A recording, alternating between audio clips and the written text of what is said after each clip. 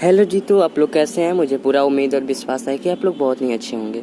और आज हम लोग त्रिकोणमिति यानी कि ट्राइकोनोमेट्री के क्लास 3 में कुछ टॉपिक देखने वाले हैं। जैसे पहला का नाम है वर्गमूल। आज हम लोग वर्गमूल सीखने वाले हैं कि वर्गमूल कैसे निकालें। तो चलिए निकालते हैं वर्गमूल। तो सबसे पहले यहाँ पर दिया गया है 225, है कि नहीं। तो 225 का सबसे पहले हम क्या करेंगे, ऐसे लघुत्तम के टाइप निकालेंगे। ठीक है, क्या निकालेंगे, इस प्रकार से 225 का हम निकालेंगे। अब देखिए 3 से लगेगा तो 3 सत्ते कितना होता है 21 और 3 पचे 15, 75 हो जाएगा। फिर 3 से लगेगा तो 25 हो जाएगा। ठीक है, फिर 5 से लगेगा तो 25 हो जाएगा। फिर 5 से एक मरतबे। ठीक है, ये वाला हो गया। अब इसके बाद जो यह आया ना, इसको यहाँ पर लिख लेंगे। यहाँ पर जो यहाँ पर रूट है वो रूट यहाँ पर आने देंगे। उसके बाद जो यहाँ पर इसका आया कटने वाला वो उसको लिख लेंगे। 3 आया है और 5 आया है, तो 3 और 5 लिख ली।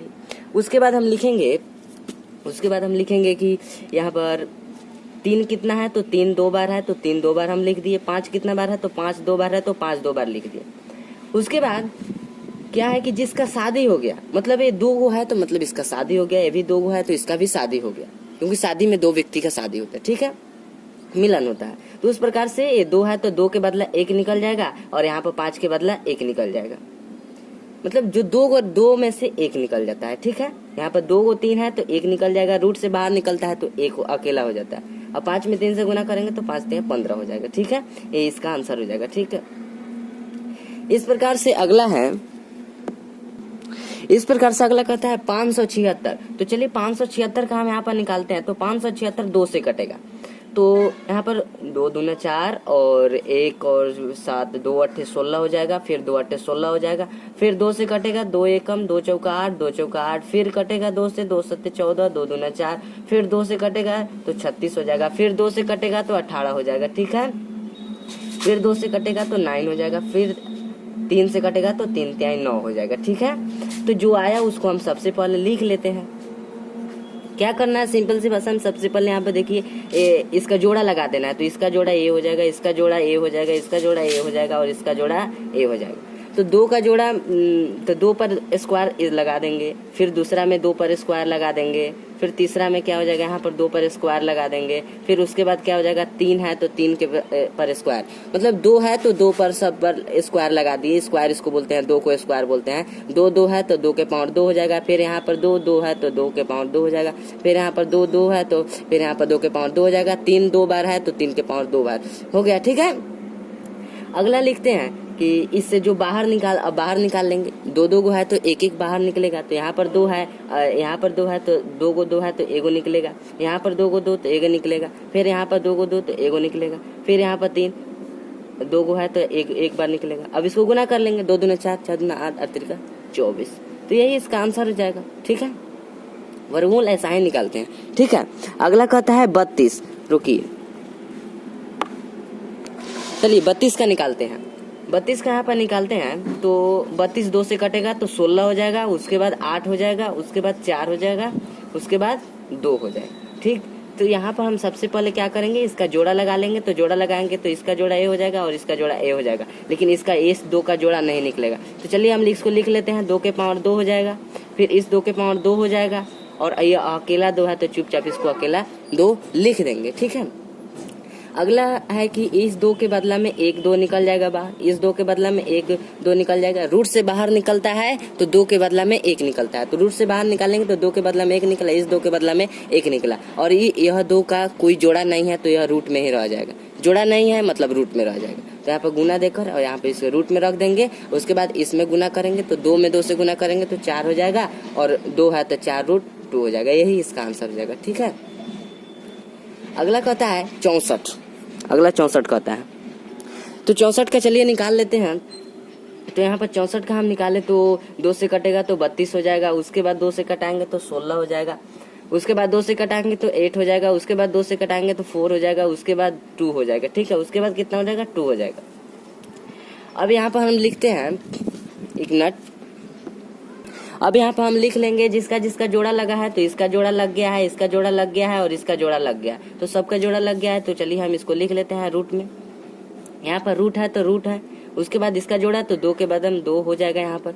फिर यहाँ पर इस 2 के बदला में यहाँ पर भी 2 पर स्क्वायर हो जाएगा। फिर यहाँ पर 2 है और 2 बार 2 है तो यहाँ पर भी स्क्वायर हो जाएगा। ठीक है, उसके बाद क्या करेंगे कि रूट से बाहर निकालने पर क्या होता है कि 2 के बदला में 1 निकलता है, तो रूट से बाहर निकालेंगे तो यहाँ पर 2 हो जाएगा। फिर इस 2 के बदला में यहाँ पर 2 हो जाएगा। फिर इस 2 को 2 के बदला में 2 हो जाएगा। उसके बाद गुना कर देंगे, 2 दूना 4, 4 दूना 8। ठीक है, तो ये इसका आंसर हो जाएगा। इस प्रकार से आप लोग 112 का निकाल लीजिएगा। ठीक है, तो चलिए आगे बढ़ते हैं। आप अगला जो टॉपिक है वो कहता है 2 नंबर टॉपिक में कहता है कि वर्ग, जिसको स्क्वायर बोलते हैं। तो चलिए वर्ग करना सीख लेते हैं यहाँ से। ठीक है, तो कहता है तो वर्ग हम कैसे करते हैं कि यहाँ पर 2 है ना, तो 2 बार इसको गुना करते हैं। जिस संख्या पर यह स्क्वायर, इसको 2 रहता है तो स्क्वायर बोलते हैं, तो जिस संख्या पर यह स्क्वायर रहता है उसे 2 बार गुना कर देते हैं। तो एक को 2 बार गुना करेंगे तो 1 में 1 से करेंगे तो यहाँ पर 1 हो जाएगा।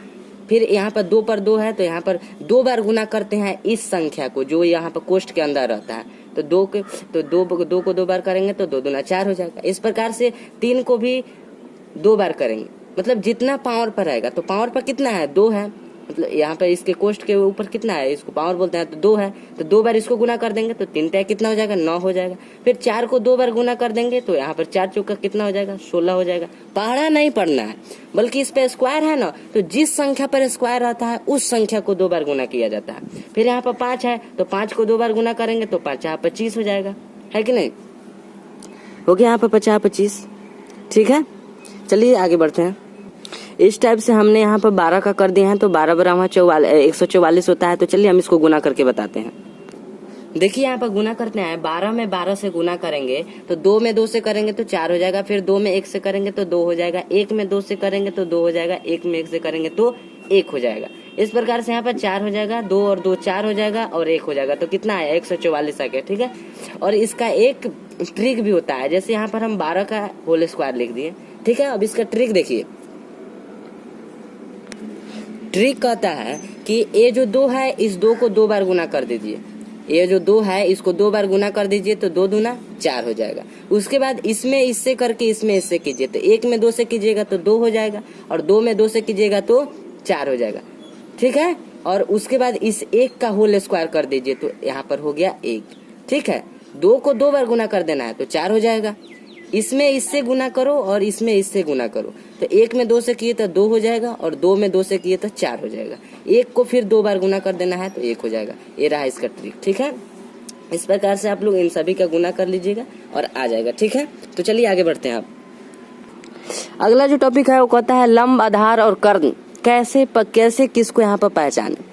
क्या है कि त्रिकोणमिति में केवल हमको समकोण त्रिभुज के बारे में अध्ययन करना है। तो समकोण त्रिभुज क्या होता है, तो समकोण त्रिभुज जो जिसका एक कोण 90 डिग्री का होता है। तो हमने यहाँ पर समकोण त्रिभुज बना लिया है, समकोण जिसका ए बी और सी नाम दे दिए हैं। और इसमें हमको पहचानना है कि लंब किसको कहें, आधार किसको कहें और कर्ण किसको कहें।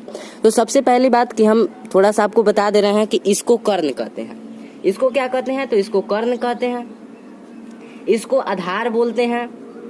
इसको क्या बोलते हैं, इसको आधार बोलते हैं। इसको क्या बोलते हैं, इसको लंब बोलते हैं। और इसे इंग्लिश में P से सूचित किया जाता है, इसे H से सूचित किया जाता है और इसे B से सूचित किया जाता है। अब हम आपसे पूछेंगे क्या यह सही है, क्या यह समकोण त्रिभुज पर बैठाया हुआ है, यह सब ये जो कर्ण है, लंब है और आधार है, क्या यह सही है? नहीं, ये गलत है। सही क्यों नहीं है, क्योंकि यहाँ पर सही क्यों नहीं है, क्योंकि यहाँ पर C के लिए अलग होता है।